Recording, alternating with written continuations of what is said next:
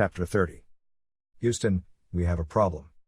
There's a great song by Steelers Will that perfectly describes the situation I was in when it came to Houston. Clowns to the left of me, jokers to the right, here I am stuck in the middle with you. That was me, stuck in the middle between Fritz von Erich and Paul Boesch. As the Booker of Texas, I had to deal with Paul Boesch on a weekly basis, and it was never an easy process. Paul had tremendous animosity towards Fritz over when he stole the booking office from him in 1967, and he resented having to deal with anyone who represented him. Because of that, Paul from day one rebelled against whoever was in the booking chair, and it was no easier for Danny Plechas, Bronko Lubitch, or Red Bastien before me. Of course, there was an underlying hostility Paul had that was unique to my situation. The kid that dared to slap him in 1967 ended up as the Booker of Texas. That aside, I'm quite sure that if Paul didn't harbor bad feelings towards Fritz, then he and I would have had a very pleasant relationship, because I never personally had a problem with him, and he was always very gracious towards me, but business-wise, Paul caused me a lot of problems. Problems that I shouldn't had to have dealt with, because I had enough responsibility in taking care of my talent and ensuring they were all making a good living. This is a tough chapter for me to write because I don't want Paul to come off as a horrible, awful guy, but I can't tell the story of my time in Texas unless I tell the whole sordid story. I couldn't care less how Joe Blanchard comes off in this book, because he deserves it. He wasn't a good promoter and had no quality as a human being. Paul Boesch did. Paul was a great promoter and a great person, and I would really hate for him to come off looking like a jerk. So before I launch into all my problems with Paul, I would like to make one thing perfectly clear: Paul Boesch was something really special in wrestling. Even though I had legitimate issues with his payoffs earlier in my career, he definitely earned his reputation as one of the best payoff guys in the country. I was in bathtub matches, eat a can of dog food matches, and tuxedo matches with him, and he made me look ridiculous on all those occasions, but he also made me a lot of money. Paul also did a lot of great things for the city of Houston. He was the kind of guy who would get behind civic causes he believed in and really spend time on them. For instance, he would speak in front of Rotary clubs in order to raise money for women's shelters. Paul helped a lot of people in a lot of ways. He was a gracious, wonderful guy who did a tremendous amount of good for many people. And as for the accusations that he would skim money off the top of his gates, you have to realize that Paul wasn't the only promoter who did that. All of the old line promoters used to do that because they had to do that during the good times in order to survive the bad. It was common practice and a necessary one if a promoter wanted to survive. Jim Barnett skimmed, Jim Crockett skimmed, and Eddie Graham skimmed more than anyone. Therefore, any promoter who accuses Paul Boesch of skimming off the top has a lot of balls, because the same thing could be accused of him. Again, I want to stress that it's not that Paul and I personally disliked each other, and it should be noted that we had more good times than bad, but when times were bad they were really bad. I've had many years to reflect and think back, and I now realize that everything Paul did wasn't a blow against me. It was a blow against what I represented, Fritz von Erich and the Texas booking office. Throughout my entire tenure in Texas, I never saw Fritz and Paul engaged in pleasant conversation. Fritz would go to Houston once a month for the shows, but he would never drop by Paul's office. He never dealt with Paul in the arena, either, and instead hung out in the dressing room and acted like one of the boys. In all my years, I only know of Paul and Fritz sitting down together twice, and I was involved in both meetings. The first sit-down they had was called by Fritz, and it was over Paul's use of the world champions. Paul loved the world title more than he loved life itself. He brought in NWA, American Wrestling Alliance, and WWF champions, and would actually question who the real world champion was during his broadcasts.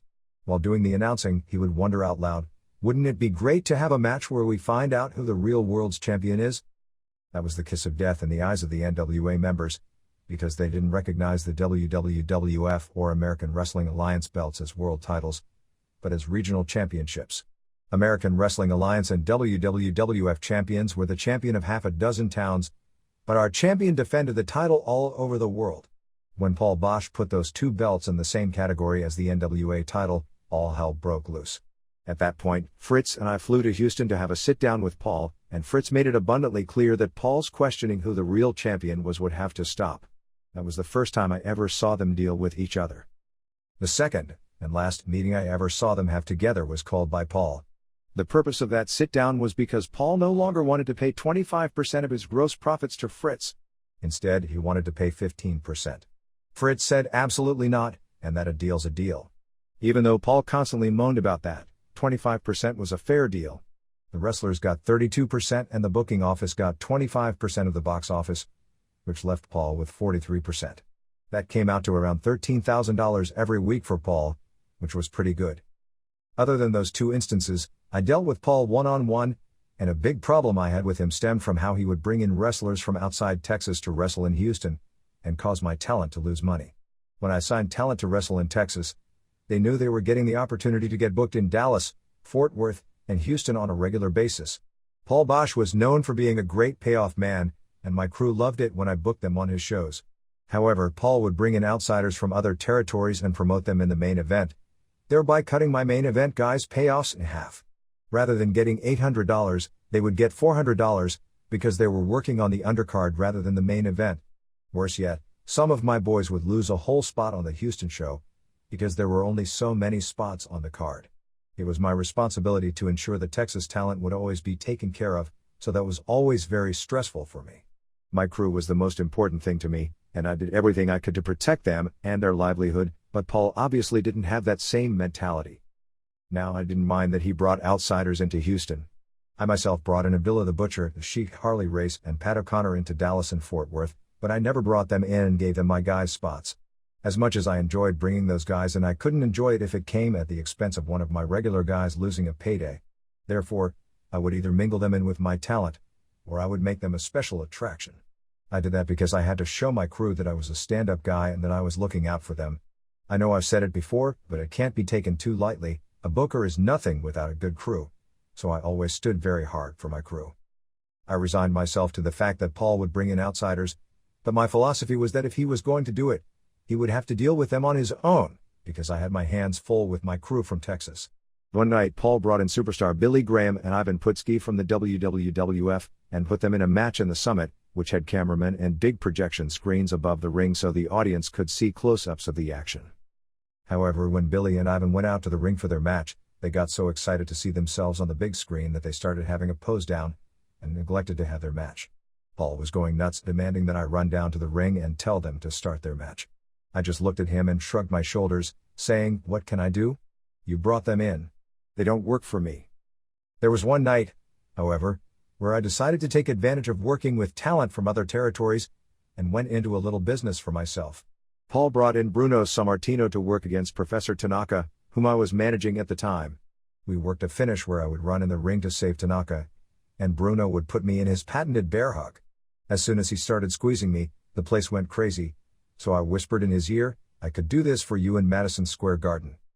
Still not over what he had erroneously heard about me a decade earlier, he coolly replied, "That won't be necessary."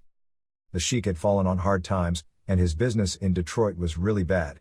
Even though the Sheik never made me any money when I worked for him, I felt bad for him and wanted to help him out, so Mark Lewin and I started flying to Detroit once a week to do some shots for him. He would pay our plane trip, but we never got paid for our matches. We did it gratis. Everybody would ask us why we would do such a thing without getting compensated, but Mark and I didn't care about money. We just wanted to help the Zib. That's what Mark and I call the Sheik, as did most of the guys who knew him well. In order to help him out, I also got the Sheik booked in Houston. When Paul told me he wanted to put him in a cage match against Abdullah the Butcher, I pointed out that neither the Sheik nor Abdullah were big fans of losing, and with cage matches, there has to be a winner. Paul just looked at me and said, "You're the booker, you figure out the finish. I'm promoting it." As he walked away, I hollered, "Don't do it, Paul. This will backfire."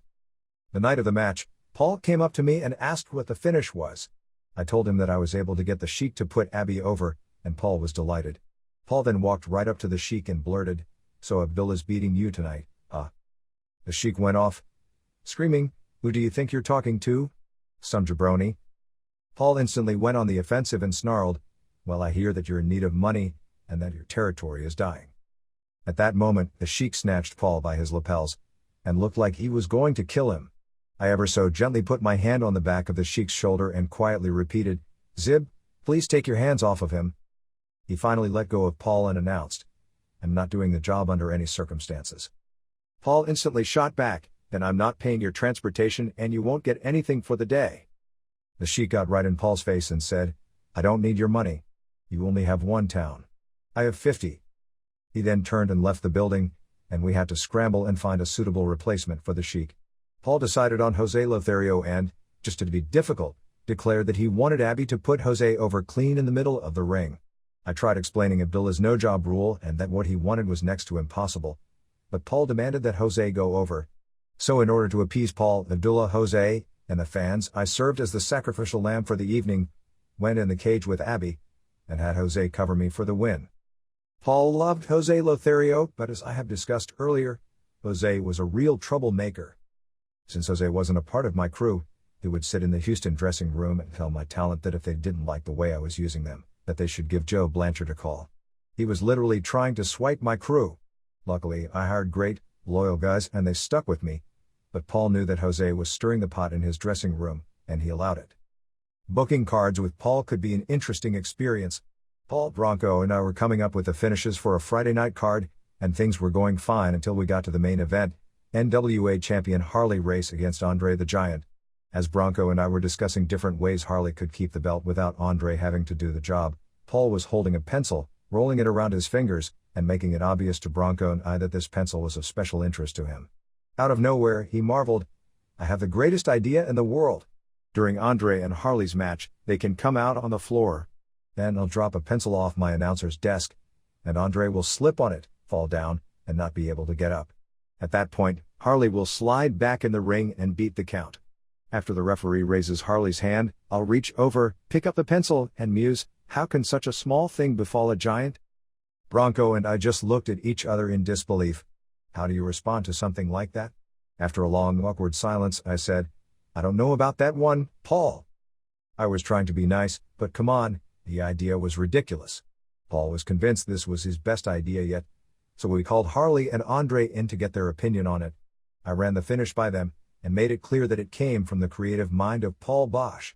When I was done, Harley gave me this incredulous look like it was really my idea, but I was just pawning it off on Paul. Then Andre scoffed, "Hey boss, I cannot fall down for a pencil." Paul was highly offended that they didn't flip over his finish, and just sat there and sulked. I then suggested a scenario in which Andre would beat Harley by disqualification, which everyone agreed on. Another issue I had with Paul was that he never liked using the Von Erich boys, and did everything he could to prevent them from becoming marquee names in Houston. The Von Erich boys drew money everywhere they went, but Paul refused to give them an opportunity to do so in his town. In his eyes, there was a glass ceiling, and the Von Erich boys weren't going to break through. My feeling was, if you were an associate of the Texas booking office, you should have no problem featuring talent who were doing sellout business, and help them get to the level they deserve. The Texas office had 3 good-looking kids who were drawing big money and were setting dollar records and attendance records throughout Dallas and Fort Worth, yet Paul would rather leave them off his cards and bring in outsiders like Nick Bockwinkel and Bruno Sammartino. Why? Out of arrogance, jealousy, vindictiveness, and anger. Paul took his frustrations with Fritz out on Kevin, David, and Kerry, and I had no tolerance for that kind of behavior. There were many promoters and wrestlers that I did not see eye to eye with and had problems with, but it never impacted the way I treated their children. Don't get me wrong, he used Gino Hernandez because he was terrific and he deserved it, but I would have hoped that Paul would realize that I was using Gino regularly in Dallas and Fort Worth, and since Gino was like a son to Paul, he would loosen up and book the Von Erich boys in Houston. Fat chance. It always bothered me, and I would point out to Fritz that Paul was deliberately holding back his children, but Fritz didn't want to make waves and seem pushy. He was getting his 25% off the top and didn't want to rock the boat in Houston, so he told me not to push his boys on Paul. As the booker, I wanted to push the boys all throughout Texas, but Fritz didn't, because he was more interested in the big payday he got from the Houston office than in the way that his boys were being misused there. To give you just one example, David was booked for a match in Houston against Killer Carl Krupp, who had just given his notice and was leaving the territory. When Paul and I were going over the card and we got to their match, Paul said that he wanted Krupp to get the pin on David. When I started to point out that Krupp had given his notice, Paul instantly barked, "I'm paying 25% off the top to Fritz, and now you're telling me how I'm going to run my show?" I ignored his question and continued, explaining that there was no good reason Krupp should pin David that night. Paul was silent for a few seconds, and then said, "Fine. Have Carl get disqualified, but I want it to be a situation where he's got David in trouble." Even though I knew Paul was trying to hold back the Von Erichs, I was surprised at how shamelessly blatant he was about it, to the point of demanding heat on a guy that's going to be gone in a couple of weeks. Not only was that bad business, but it was totally unfair. David had earned an opportunity to get a win in Houston, and having him win was the right thing to do for our future. I was managing Carl that night, so before we went out to the ring, I quietly made a blade and stuck it in my vest pocket. David and Carl had a hell of a match, and just as Paul wanted, Carl beat David down and got disqualified. At that point, I jumped in the ring and told Carl to go back to the dressing room. I then took the blade out, took off my jacket and vest so my white shirt was showing, grabbed David by his hair, shoved him in the corner, punched him, and whispered, "Put the claw on me." He slapped the claw on me and I bladed myself real good. I bled like a pig and looked like somebody had thrown a bucket of blood on me. As the fans were going wild, I told David, "Now take me down and get a pin." As David brought me down, my boy Danny Plechas, who was refereeing that night, jumped down with us and slapped the mat 3 times for a pinfall. When I got back to the dressing room, Paul was livid, but I pointed out that we got the finish that he wanted. I also pointed out that while Paul may have run Houston, I ran the Texas booking office. Paul's office was like a museum of wrestling memorabilia. He had every kind of picture you could imagine adorning his walls, such as a 21-year-old Lou Thesz standing alongside Ed Strangler Lewis, as well as all the early belts that were used in Texas wrestling. In one corner of his office he proudly displayed a bust he had made of the Swedish Angel, in another was the original headdress that Chief Big Hart used to wear to the ring, and in the other corner was the lantern that Farmer Jones used to carry. One of Paul's prized possessions was a clay mold that had the imprints of Andre the Giant's hands and feet. Andre was booked against Mark Lewin in Houston, and in order to hype the match, Paul wanted to use Andre's clay imprints as a demonstration, and have Mark put his hands in it to show the difference in size between the two of them. However, when Mark put his hands on the clay piece during his television interview, he accidentally broke the clay model. Even though it truly was an accident because, as Mark's manager, I was standing right there with him, Paul was livid, and booked Mark and I on opening matches in Houston for at least a month afterwards. Shortly thereafter, Paul informed me that unless Mark Lewin turned babyface, he couldn't use him in Houston anymore. He did that to spite the two of us and to get back at us for breaking Andre's mold, because he knew that we were buddies and liked to hang out together. I turned Mark babyface and programmed him against Gino Hernandez, and on May 16, 1980, the main event in Houston was Gino Hernandez against Mark Lewin in a 2/3 falls, no time limit match, with me hanging from a cage above the ring. Also on the card were Kerry Von Erich, Superstar Billy Graham, Tony Atlas, Mil Mascaras, Jose Lothario, Professor Tanaka, Mr. Sakurada and Bull Ramos. In the program that Paul printed up that night were pictures and bios of all the aforementioned wrestlers except for one, Kerry Von Erich. Paul even made sure to get photos of guys like Harley Race, Lord Alfred Hayes, Pak Song, and Leigh Thornton in there, and none of them were on the card that night. I flew to Houston the morning of the show and went to Paul's office at noon to lay out the finishes with Paul, Bronko Lubitch, and Danny Plechas. We always started with the opening match and worked our way up to the main event, so I asked Paul what he wanted to do with the opener, Kerry Von Erich versus Mr. Sakurada. He brushed me off, saying, "We'll get to that match later."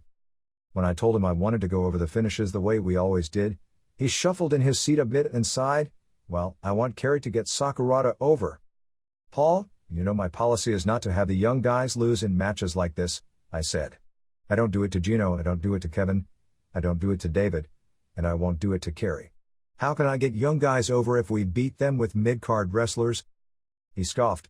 "Sounds to me like the tail is wagging the dog." "What do you mean by that?" I asked him. At that point, he started in with his mantra about how he pays 25% off the top to the Texas booking office, and how he resents being told how to run his business. At that point, I got up out of my chair, walked over to his desk and told him very matter of fact, "You aren't beating any Von Erichs as long as I'm the booker. If you want to have a war to see who'll control Texas, let it happen now, and I guarantee you the outcome will be the same as it was in 1967, and you're going to lose." Then, out to the door, turned, and added, "I'm leaving for an early lunch. Danny, you and Bronko are in charge."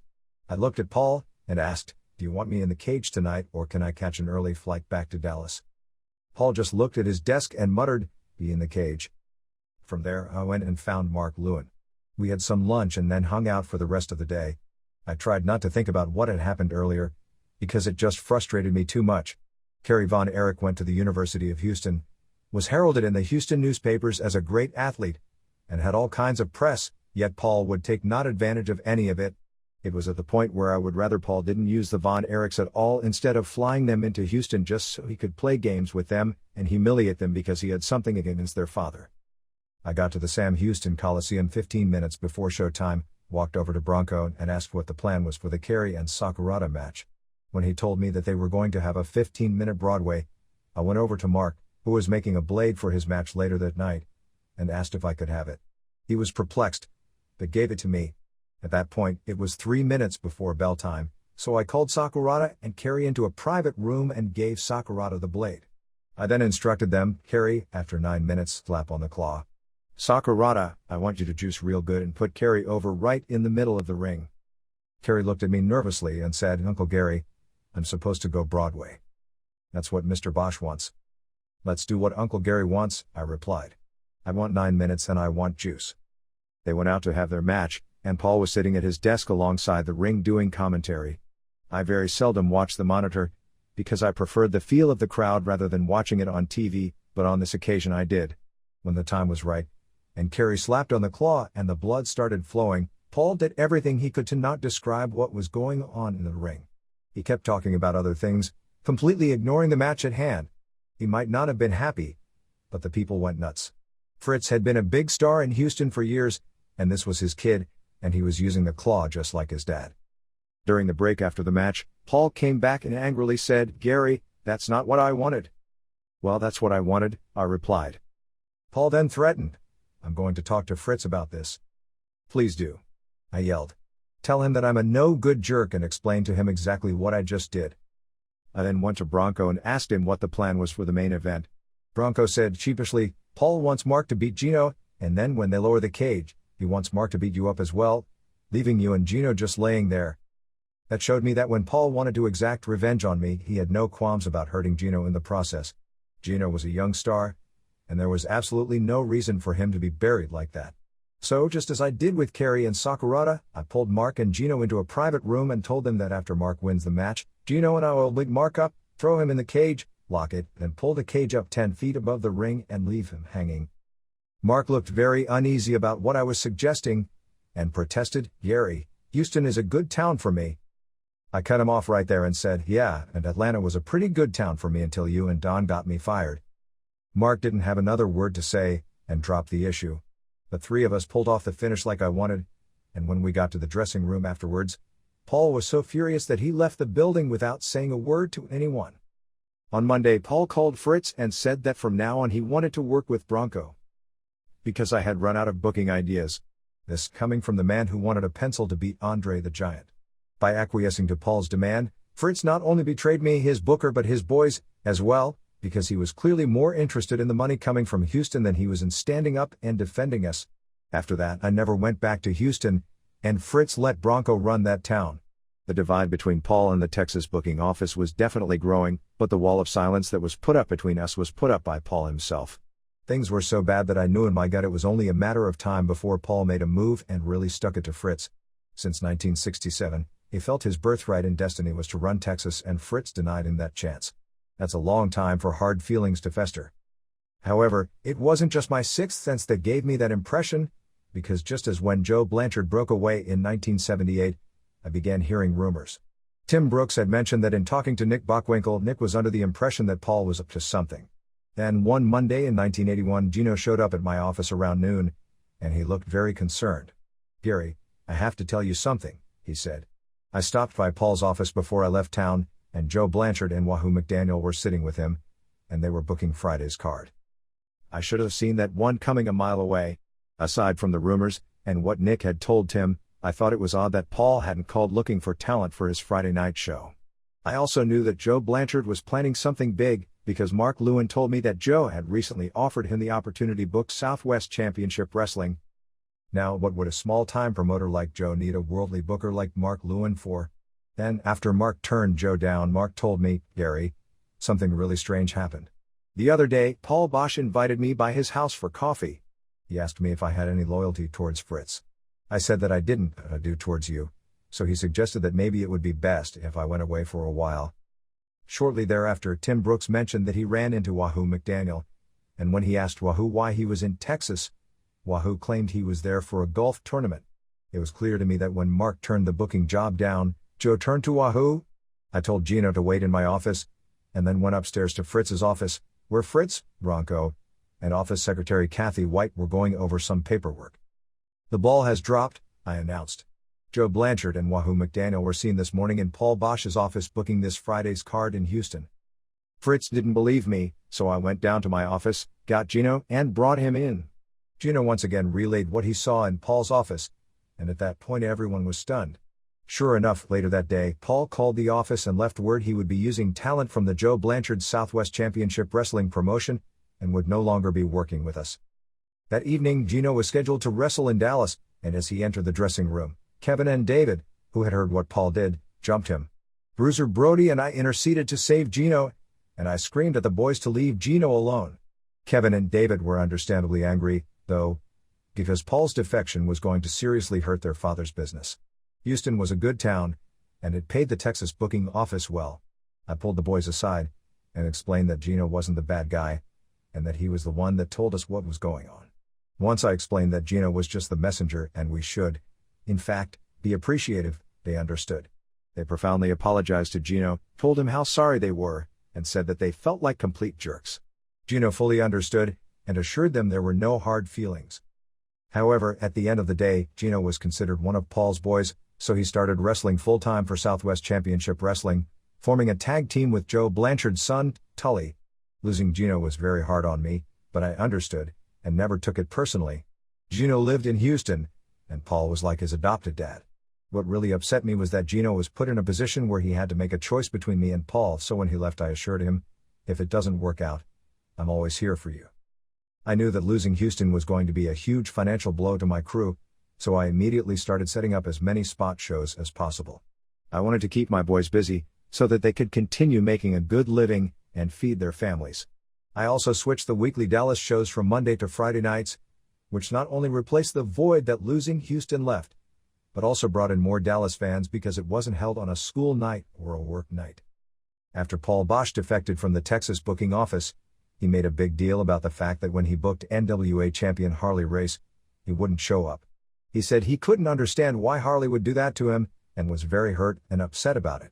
By aligning himself with Southwest Championship Wrestling, an outlaw promotion that recognized the American Wrestling Alliance champion, Paul Boesch effectively denied himself the right to use the NWA World Champion, but Paul never seemed to grasp that concept. He always looked at himself like an independent promoter, and was used to booking champions from the NWA, American Wrestling Alliance, and WWF. However, Jim Barnett was booking the NWA champion at the time, and Jim was one of the guys, along with Eddie Graham and Bob Geigel, who would go crazy when Paul would ask the question of who the real world champion was. When Paul broke away, there was no way in hell that Jim was going to allow Paul Boesch to use the NWA champion anymore. So when Harley didn't make those Houston shows, it was simply because Paul Boesch was no longer an associate of the NWA and we had no obligation to supply him with talent.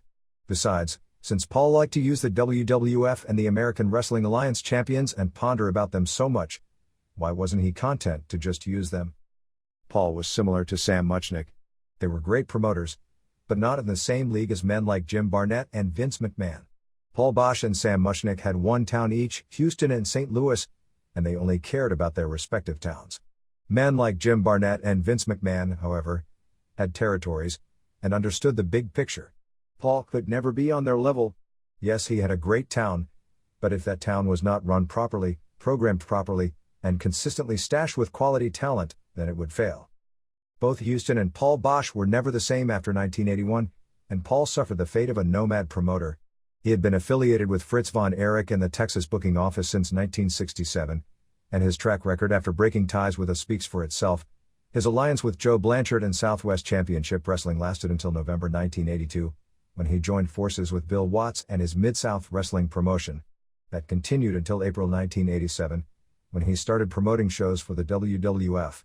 That marriage didn't last very long either, because by September of that year he retired. Paul Boesch's ultimate demise, just 6 years after leaving the Texas booking office, was because every other promoter he got in bed with, Joe Blanchard, Bill Watts, and Vince McMahon, felt he was too difficult to work with.